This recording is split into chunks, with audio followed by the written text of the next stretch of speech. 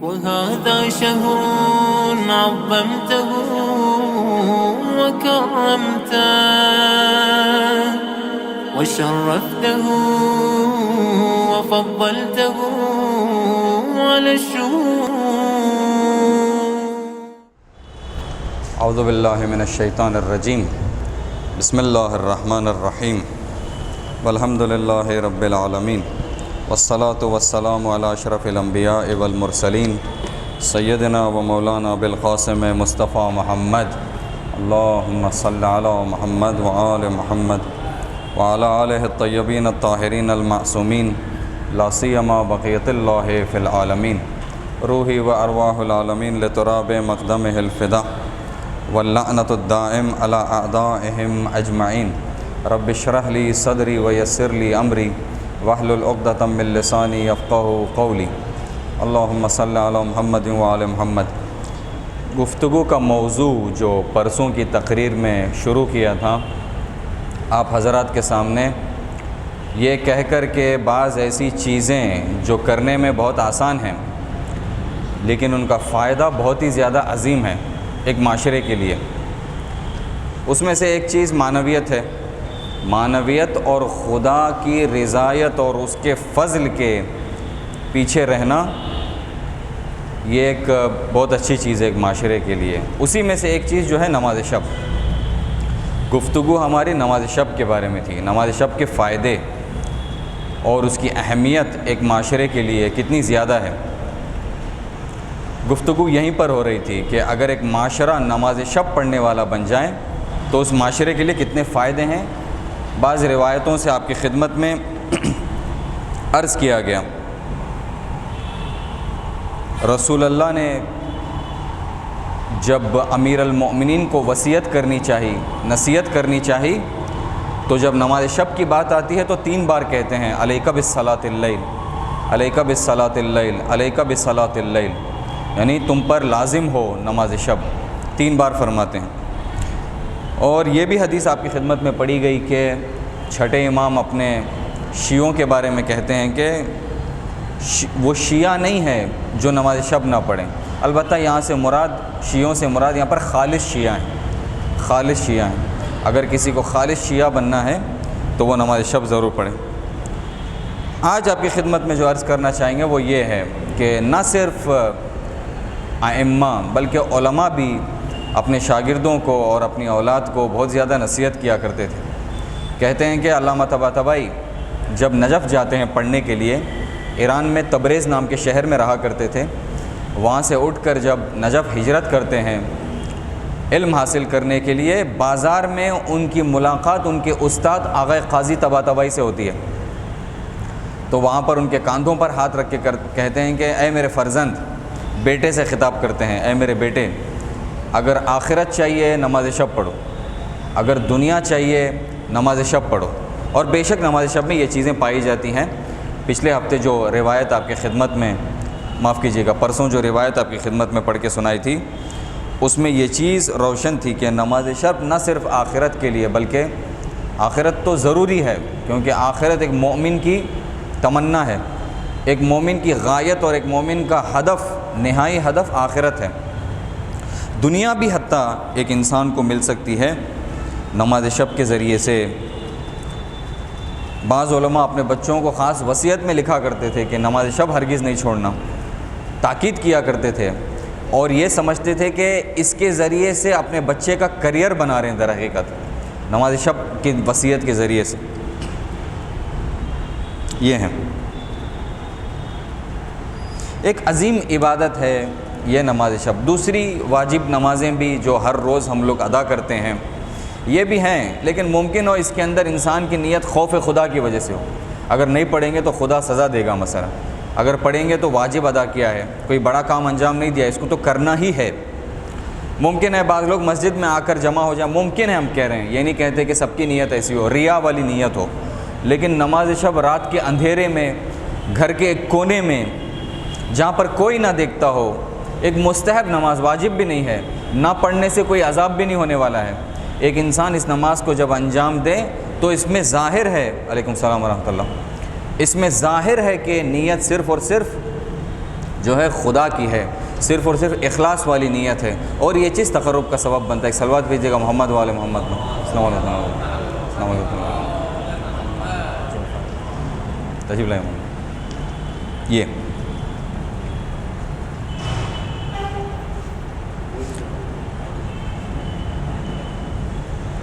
نماز شب ہمیں ہمارے اصلی محبوب تک پہنچاتا ہے۔ دنیا میں آ کر ہم لوگ، کیونکہ یہاں پر دنیا میں نظام تربیت الہی نہیں ہے، دنیا میں فی الحال الہی تربیت نہیں ہے، یہ جو حکومت کرتے ہیں ہم پر، یہ طاغوت ہیں، اور طاغوتوں کا جو نظام ہے، جیسے کہ قرآن فرماتا ہے استخف قومہ یا فاستخف قومہ فاطاعوہ، لوگوں کو ذلیل اور رسوا کرتے ہیں، فاطاعوہ۔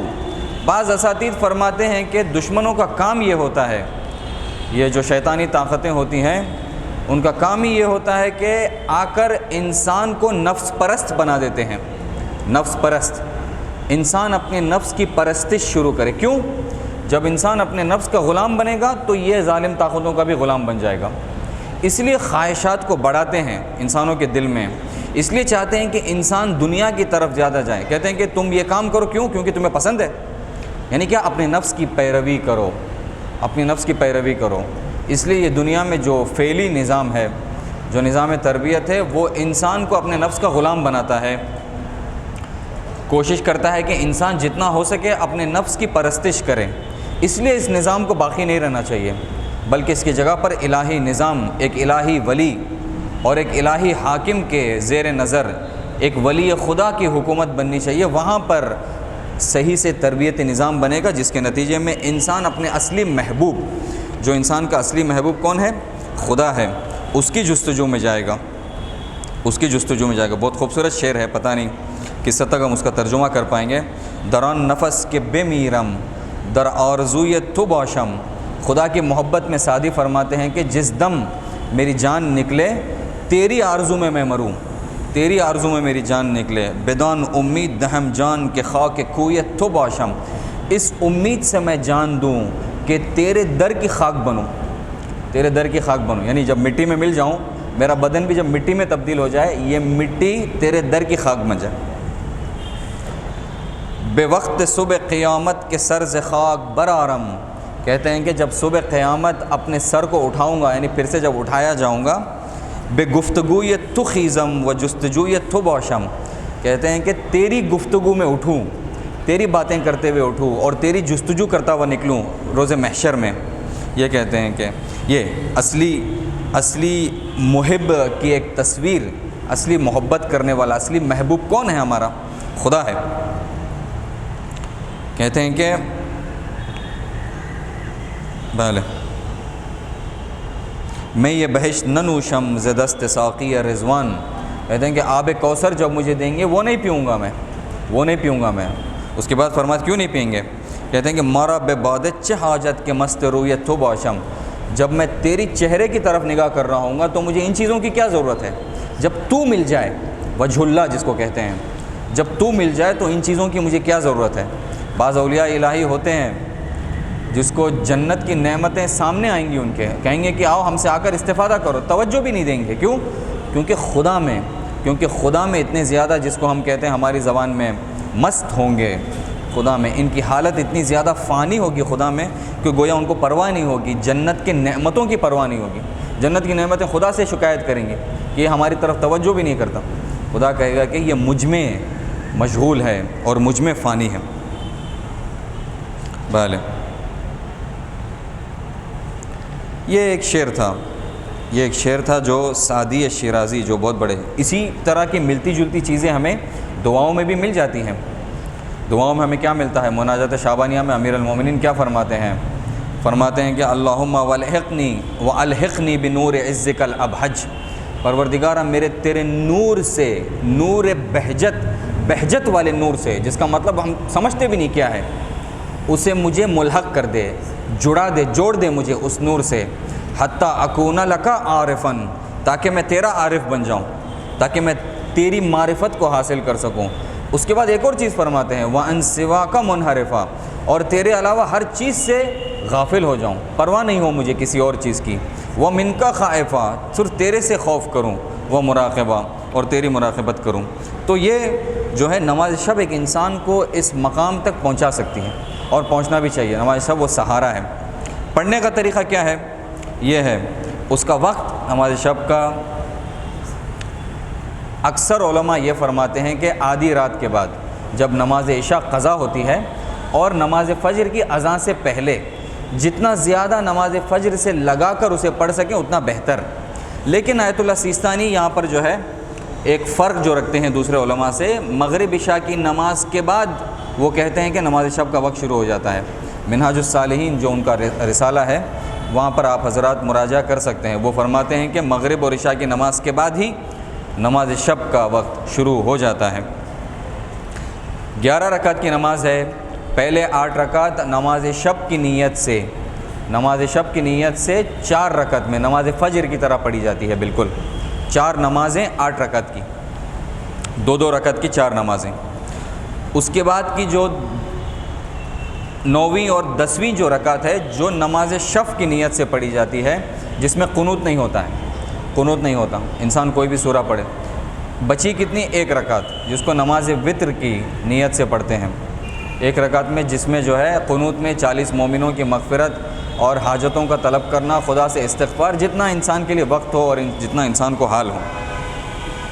فرض کریں کہ انسان ان کاموں کا انجام نہیں دے سکتا، انسان کے لیے آپشن ہے کہ 1 رکعت نماز شب پڑھے، آخری جو نماز وطر ہے جو 1 رکعت کی ہے صرف وہ پڑھے انسان، وضو کے ساتھ۔ یہ پوری نماز پڑھنے میں شاید 3 منٹ سے زیادہ نہیں لگتے، 3 منٹ سے زیادہ نہیں لگتے۔ انسان کوشش کرے کہ اس کو انجام دے، ایک عظیم عبادت ہے، انسان اپنے آپ کو اسے محروم نہ کرے ہرگز۔ یہ نماز شب ایک عظیم عبادت ہے۔ اس ماہ مبارک رمضان سے ایک برکت، بہت ساری برکتیں انسان اس ماہ مبارک رمضان سے لے کر جا سکتا ہے، جو ایک برکت جو انسان اس ماہ مبارک سے اپنے ساتھ لے کر جائے وہ نماز شب پڑھنے کی عادت ہو جائے۔ آیت اللہ بہجت فرماتے ہیں کہ اگر نماز شب پڑھنے کے لیے اٹھنا نہیں ہوتا اپنے وقت پہ تو قضا بجا لائے انسان، روز کی حالت میں قضا بجا لائے انسان، اگر قضا بجا لائے گا تو خدا اسے توفیق دے گا کہ اپنے وقت پر اٹھ کر نماز شب کو انجام دے سکیں۔ دیکھیں آپ، رسول اللہ جب رسالت کے لیے مبعوث ہوتے ہیں، جب پروردگار رسول کو رسول بنانا چاہتا ہے تو سورہ مزمل میں کیا فرماتا ہے؟ یا ایھا المزمل، اے مزمل، قم اللیل الا قلیلا، یعنی رات کو جاگا کرو عبادت کے لیے، ایک حصے میں سویا کرو لیکن ایک بڑا حصہ جاگا کرو عبادت کے لیے خدا کی۔ نصفہ او انقص منہ قلیلا، آدھی رات سے زیادہ، آدھی رات یا آدھی رات سے تھوڑا سا کم، او زد علیہ، یا آدھی رات سے تھوڑا سا زیادہ، ورتل القرآن ترتیلا، اور قرآن کی تلاوت کیا کرو رات میں۔ انا سنلقی علیک قولا ثقیلا، یہاں پر بتاتے ہیں رات کی عبادت کی کیا ضرورت ہے تمہیں، ایک سنگین اور ایک بہت ہی زیادہ عظیم ذمہ داری تمہیں دینے والے ہیں یہ قرآن۔ بشریت کی ہدایت کرنا کوئی آسان کام نہیں ہے۔ آپ دیکھیں کیسے کیسے لوگ پائے جاتے ہیں معاشرے میں۔ ہدایت کرنا بشریت کی آسان کام نہیں ہے، روحوں کو پاک کرنا آسان کام نہیں ہے، نفسوں کو خالص کرنا، تہذیب نفس کرنا آسان کام نہیں ہے۔ سب سے سخت ترین کام انسان کی تربیت ہے اس عالم میں، وہ کام نبیوں کے عہدے پر ہے۔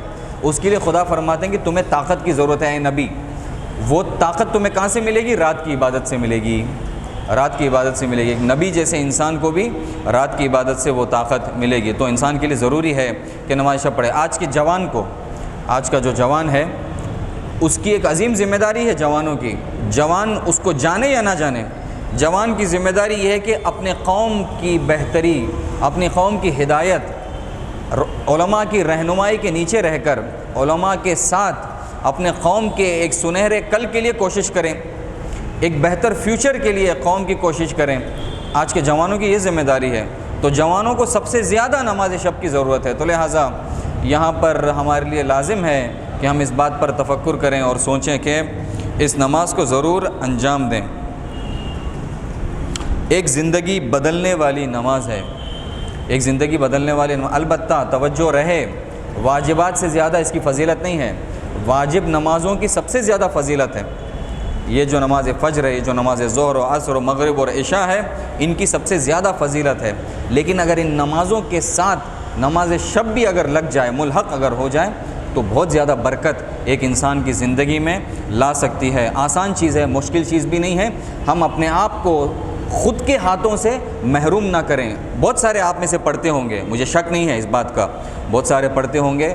جو لوگ پڑھتے ہیں ان کے لیے تاکید ہے کہ پافشاری کریں، اور جو لوگ محروم رہتے ہیں سب سے پہلے خود سے کہتے ہیں اور اس کے بعد دوسروں سے۔ جو لوگ محروم ہیں ان کے لیے یہ ہے کہ ایک موٹیویشن ہے ان کے لیے، ایک جو ہے مثلاً ایک بعثت ہے، ایک برانگیختن ہے کہ جو ہے اس نماز سے اپنے آپ کو محروم نہ کریں۔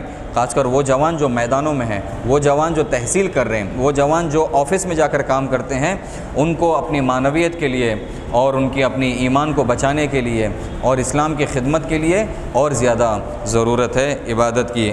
آخری بات ایک حافظ کا شعر ہے، ایک حافظ کا شعر ہے، اس کو پڑھ کے انشاءاللہ ہم نماز کی طرف اور نماز کا انتظار کریں گے انشاءاللہ۔ فرماتے ہیں کہ ہر گنج سعادت کہ خدا داد بے حافظ، از یمن دعائے شب و گریہ یہ سحری بود۔ فرماتے ہیں کہ جو بھی سعادت کے گنج، سعادت کا خزانہ جو بھی خدا نے حافظ کو دیا ہے، واقعاً عظیم شخصیت ہے۔ کوئی ایسا عالم نہیں ہے جو معنوی میدانوں میں قدم رکھنا چاہتا ہے وہ حافظ کے شعر کو نہ پڑھیں۔ کہتے ہیں کہ حافظ کا شعر وحی کی طرح ہے بالکل۔ جب نماز شب کا گریہ اور جو ہے مثلا فجر کی نماز اور اس کے بعد بعض شعر جو پڑھتے تھے گویا خدا کی طرف سے ان کو الہام ہوتے تھے۔ حافظ کے استاد خود پوچھا کرتے تھے آج کیا پیغام لے کر آئے ہو خدا کی طرف سے مثلا، اور عرفا کو بھی بعض چیزیں الہام ہوتی ہیں خدا کی طرف سے، تو ان کا شعر گویا اتنا ویلیو۔ فرماتے ہیں کہ ہر گنج سعادت کہ خدا داد بے حافظ، ہر وہ گنج اور خزانہ جو خدا نے حافظ کو دیا ہے، از گریہ یہ شب، از یمن دعائے شب و گریہ یہ سحری بود، جو عبادتیں حافظ نے رات میں انجام دیں اور جو گریہ خدا کے بارگاہ میں حافظ نے رات میں انجام دیا ہے، اس کا نتیجہ ہے۔ ایک آخری شعر امام حسن العسکری علیہ الصلوۃ والسلام سے صلوات بھیجیے گا محمد و آل محمد پر۔ فرماتے ہیں 11ویں امام، ان الوصول الی اللہ، خدا سے جا کر وصل ہونا، خدا کی قربت، خدا کی معرفت ایک ایسا سفر ہے، سفرن، ایک ایسا سفر ہے لا یدرکو الا بامتطاع اللیل، ہرگز درک نہیں ہوگا، ہرگز حاصل نہیں ہو سکتا سوائے رات کی عبادت کے، سوائے رات کی عبادت۔ انسان کی زندگی کا ہدف کیا ہے؟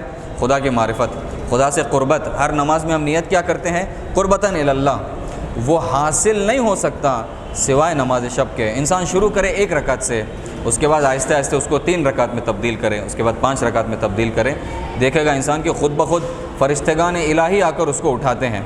روایتوں میں ہے اور آیت اللہ بہجت بھی کہتے ہیں کہ فرشتگان الہی آ کر انسان کو اٹھاتے ہیں۔ اگر ان کی بات کو سن کر اٹھ جائے تو وہ اور آ کر اٹھاتے ہیں۔ 1 2 3 بار آ کر وہ جب اٹھائیں، یہ نہ اٹھے پھر سے سو جائے اگر، تو وہ بھی مایوس ہو کر چھوڑ کر چلے جاتے ہیں۔ خدا ہمیں توفیق دے اس مہینے کے صدقے میں کہ ہم نماز شب پڑھنے والوں میں سے بنیں، اور جو برکتیں خدا نے وعدہ دیا ہے نماز شب پڑھنے والوں کو وہ بھی ہم پر نازل ہو۔ وآخر الدعوانا ان الحمد للہ رب العالمین، والسلام علیکم ورحمۃ اللہ وبرکاتہ۔